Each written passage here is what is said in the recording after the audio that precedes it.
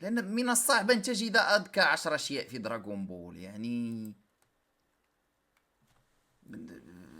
التحدي هو أذكى. أنا يعني لو سأتحداك لن أتحداك بأغبى 10 أشياء في دراغون بول. السلام عليكم، مرحبا بكم في أغبى 10 أشياء، سلسلة جديدة سأتكلم فيها عن التناقضات، السخافات وأخطاء التي لم تلاحظوها في المانجا، الأنميات أو حتى المسلسلات والأفلام. في هذا الموسم سأتطرق إلى الأنميات الطويلة مثل ون بيس، ناروتو وحتى بوكيمون، وبالتالي من البديهي أغبى 10 أشياء في بوكيمون. هل يوجد في بوكيمون شيء طبيعي؟ هل تتذكرون الزمن الذي تم تحريف بوكيمون فيه وأنه يحث على نظرية التطور؟ ترى لم تكونوا موجودين. كان هناك زمن إذا أنت تتابع بوكيمون ويوغي فأنت كافر زنديق طيط طيط. الآن الحمد لله تغير الوضع يا رجل. ترى كان عندنا في الجرائد المغربية، أتذكر مقال في جريدة الصباح عن أن بوكيمون يخالف العقيدة ويفسد أخلاق الشباب. الشباب عندنا بوكيمون هو من سيفسد عقيدتهم وأخلاقهم. نبدأ بكلام عن الأنمي المانجا الأكثر شهرة في العالم، دراغون بول. بدون إطالة لنبدأ. على اللوح اليوم أغبى 10 أشياء في دراغون بول. أيوة. من يعرف دراغون بول يعرف أكيد أن كامي سنين يمكن أن يقتل لكن لا يمكن أن يموت من الشيخوخة، وهذا لأنه شرب مشروب الخلود الإلهي. أوكي، هذا منطقي، لكن الغير منطقي هو بقاء تسورو سنين على قيد الحياة وقد ولد تقريبا في نفس السنة مع كامي سنين. غريب. أتذكر كل هذه التفاصيل في دراغون بول. أنا ما أتذكر في هذا كامي سينين وأن كان يعشق بولما ويعشق ملابسها الداخلية ويتخرفن عليها. فيجيتا طلع ديوت.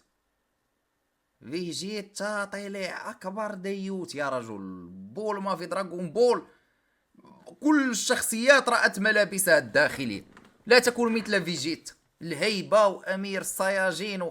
فيجيتا حميدة الستار، حميدة مؤسس حميدات الستاري طلع هو فيجيتا. بكلام عن موتاروشي، نعلم على لسان هذا الأخير أثناء أول ظهور لكورورين في كامي هاوس أنه أصلع منذ الولادة. إذا لماذا نرى أنه كان يملك شعر طبيعي عندما عاد جوكو بالزمن أثناء تدريبه مع كامي ساما؟ للتفكير.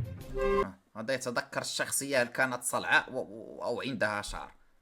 يا أخي يا إيبورد احصل على حياة. يا إيبورد الكاتب وناسي هذه التفاصيل، أنت تأتي تذكرها به. في العدد 21 من التايكاشي بينوكاي تحول جوكو إلى أوزارو. هنا دمر موتاروشي القمر من أجل أن يعود جوكو إلى طبيعته. وفي دراغون بول زد يفعل بيكولو أشياء نفسه لكي لا يتحول الصيان عندما يأتون إلى الأرض. بعيدا عن أن تدمير القمر قمة في الغباء لأن هذا سيتسبب في تدمير الأرض بشكل مباشر، كيف سيعود القمر للظهور بعد تدميره؟ هل هناك أكثر من قمر في دراغون بول أم ماذا؟ غباء. يعني بشر يتحولون إلى قردة عملاقة ويطلقون ضربات تدمر كواكب. هذا بالنسبة لك منطقي، ولكن تدمير القمر وعدم حدوث شيء للأرض غير منطقي. يا مؤمن، إذا وقفت على المنطق يجب أن تقف عند فكرة واحد يطير فوق سحابة. في كوكب كايو كل المواد أثقل ب10 مرات من وزنها طبيعي، لكن هذا لا يفسر عدم تمكن جوكو من إمساك التفاحة التي رماها له القرد. أجل، فحتى لو كان وزن التفاحة كيلوغرام واحد، أي إنسان طبيعي يستطيع الإمساك بها بوزن 10 كيلوغرامات، فما بالك جوكو سخيف.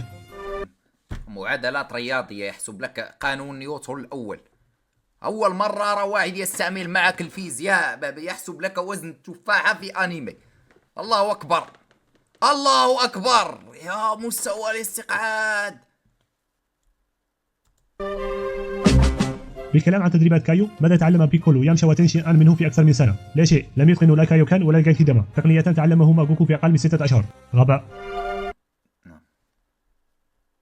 وما بالله عليك ماذا ستتعلم من واحد هذا شكله؟ لا، انظر إلى شكله، ماذا سيعلمك هذا؟ صار من شكله ستعرف أنه معلم العار، من شكله ستعرف أن فعليا لن تستفيد شيء منه يا رجل. شيء. لم يتقنوا لا كايوكان ولا الجانكيداما، تقنيتان تعلمهما جوكو في أقل من 6 أشهر. غباء. عندما كان جوهان يتدرب مع بيكولو في المركبة التي جلبت جوكو عندما كان صغير، أظهرت هذه الأخيرة صورة للقمر في السماء. عندها تحول جوهان لأوزارو. لماذا؟ إنها مجرد صورة وليس القمر الحقيقي الذي حسب فيجيتا يصدر من الموجات التي تحول الصين إلى أوزارو.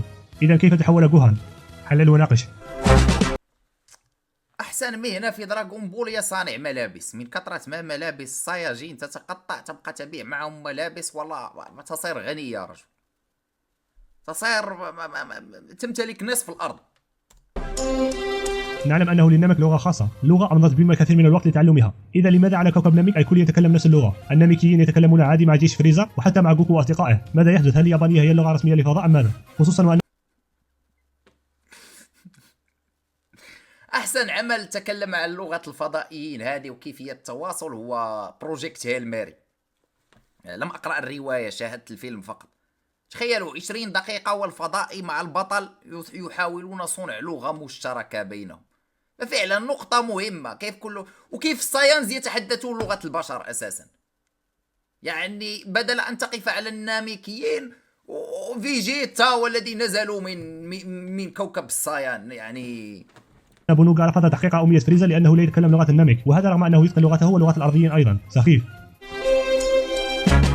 أثناء قتال جوهان ضد سيل يقرر هذا الأخير أن يفجر نفسه مدمرا جوكو وأصدقائه. هنا يضحي جوكو بنفسه في سبيل إنقاذ الجميع منتقلا مع سيل إلى كوكب كايو. غريب لما لم ينقل سيل ويعد سريعا قبل الانفجار. فكما نعلم الانتقال الآني لجوكو يعمل في رمشة عين، كان بإمكانه فعلها عادي. ثم بكلام عن الانتقال الآلي، هذا الأسلوب ولما لم ينقله لوسط الفضاء، ركن عكسي، مكان فارغ في الفضاء، بدل أن يدمر ذلك الكوكب ببساطة. لأن الكاتب عاوز كذا، الكاتب يحتاج إلى أن يصنع لك دراما، الكاتب يحتاج إلى أن يعطيك نوع من التضحيات، فهذا السبب. جدا ضد مختلف الأخطار التي تهدد الأرض، وأيضا من أجل إنقاذ الناس. إذا لماذا لم يعلمه جوكو لرفاقه؟ تبا له من أناني يفضل الاحتفاظ به لنفسه للتغلب على الجميع. في نفس الارك عندما يتحول سون جوهان الى سوبر سايان الثاني يدمر كل السيل جونيور، لكن بما ان السيل جونيور نابعون من سيل من المفترض ان يتجددوا عندما يصابوا ولا ينفجرون تماما مثل سيل. على بيكولو في ارك سيل ان قاعده سينشين توتوكي نوهيا لا تقبل الا شخصين في نفس. تعرفون انا متى شاهدت دراغون بول؟ والله شاهدته في 2013. كان يصدر جزء اسمه دراغون بول كاي. هذا كاي كان ملخص للزد، هو الذي شاهدت أنا. كان فيه تلخيص ولم تكن فيه فيلرات كان ممتع صراحة. من يتذكر دراغون بول كاي؟ وإذا أتتنا ضربة مباركة ترفع قدرنا من أحد ممولي السيرك الرقمي، لما لا؟ إذا أتتنا ضربة تغير مزاجنا وتخرجنا من تعاستنا، لما لا نشاهد السيرك الرقمي؟ لم تأتي دعنا هكذا. نفس الوقت، وأنه لا يمكن استعمالها إلا مرتين. ومع ذلك في أرك بو دخل إليها 4 أشخاص: بيكولو، غوتان، ترانكس وبو. أوكي، لنقل أن بيكولو لا يحتسب لأنه ناميك، إذن هناك شخصان فقط لأن بو حياة اصطناعية، لكن هذا لا يفسر دخول جوكو إليها أكثر من 3 مرات وفيجيتا 4 مرات على ما أظن. غريب. إلى هنا نكون قد وصلنا إلى نهاية هذا المقطع. إذا نال إعجابكم تعرفون ما عليكم فعله: اللايك، النشر والاشتراك. دمتم في رعاية الله وحفظه. سلام. سلسلة رائعة يا أخي. يا أخي لما إيبورد توقف والله صانع فقط لأن أبوه حياة اصطناعية، لكن هذا لا يفسر دخول جوكو إليها أكثر من 3 مرات وفيجيتا 4 مرات على ما أظن. غريب. إلى هنا نكون قد وصلنا إلى نهاية هذا المقطع. إذا نال إعجابكم تعرفون ما عليكم فعله: اللايك، النشر والاشتراك. دمتم في رعاية الله وحفظه. سلام. سلسلة رائعة يا أخي.